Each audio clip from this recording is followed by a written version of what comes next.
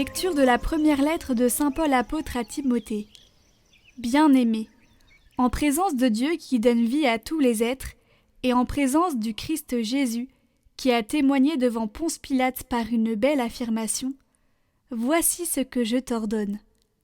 Garde le commandement du Seigneur, en demeurant sans tache, irréprochable, jusqu'à la manifestation de notre Seigneur Jésus-Christ. Celui qui le fera paraître au temps fixé, c'est Dieu, souverain unique et bienheureux, roi des rois et seigneur des seigneurs.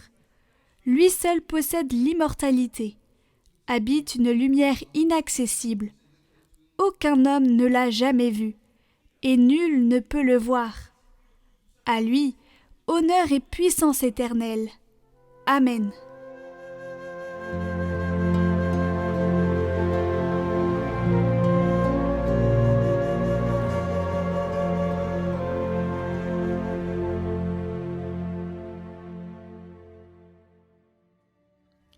Allez vers le Seigneur parmi les chants d'allégresse. Acclamez le Seigneur terre entière. Servez le Seigneur dans l'allégresse. Venez à lui avec des chants de joie. Reconnaissez que le Seigneur est Dieu. Il nous a fait et nous sommes à lui. Nous, son peuple, son troupeau.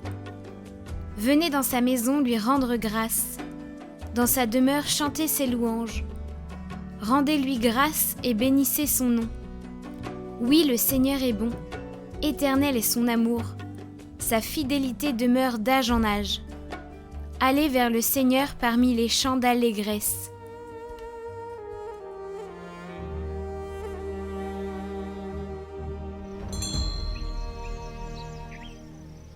Évangile de Jésus-Christ selon saint Luc. En ce temps-là, comme une grande foule se rassemblait et que de chaque ville on venait vers Jésus, il dit dans une parabole: Le semeur sortit pour semer la semence. Et comme il semait, il en tomba au bord du chemin. Les passants la piétinèrent, et les oiseaux du ciel mangèrent tout. Il en tomba aussi dans les pierres. Elle poussa et elle sécha parce qu'elle n'avait pas d'humidité. Il en tomba aussi au milieu des ronces, et les ronces en poussant avec elle l'étouffèrent. Il en tomba enfin dans la bonne terre. Elle poussa et elle donna du fruit au centuple. Disant cela, il éleva la voix.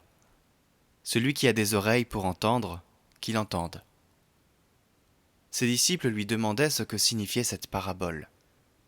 Il leur déclara: À vous il est donné de connaître les mystères du royaume de Dieu, mais les autres n'ont que les paraboles. Ainsi, comme il est écrit, ils regardent sans regarder, ils entendent sans comprendre. Voici ce que signifie la parabole. La semence, c'est la parole de Dieu. Il y a ceux qui sont au bord du chemin. Ceux-là ont entendu. Puis le diable survient, et il enlève de leur cœur la parole, pour les empêcher de croire et d'être sauvés. Il y a ceux qui sont dans les pierres. Lorsqu'ils entendent, ils accueillent la parole avec joie. Mais ils n'ont pas de racines. Ils croient pour un moment, et au moment de l'épreuve, ils abandonnent. Ceux qui est tombé dans les ronces, ce sont les gens qui ont entendu, mais qui sont étouffés, chemin faisant, par les soucis, la richesse et les plaisirs de la vie, et ne parviennent pas à maturité. Et ce qui est tombé dans la bonne terre, ce sont les gens qui ont entendu la parole, dans un cœur bon et généreux, qui la retiennent et portent du fruit par leur persévérance.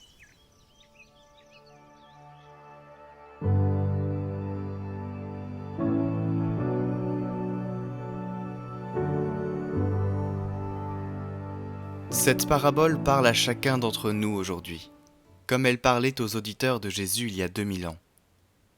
Elle nous rappelle que nous sommes la terre où le Seigneur sème inlassablement la semence de sa parole et de son amour. Avec quelle disposition l'accueillons-nous? Et nous pouvons nous poser la question: à quoi ressemble notre cœur? À quel type de sol ressemble-t-il? Une route? Un sol pierreux? Un buisson? C'est à nous de devenir une bonne terre sans épines ni pierres, mais labourée et cultivée avec soin, afin qu'elle porte de bons fruits pour nous et pour nos frères et sœurs.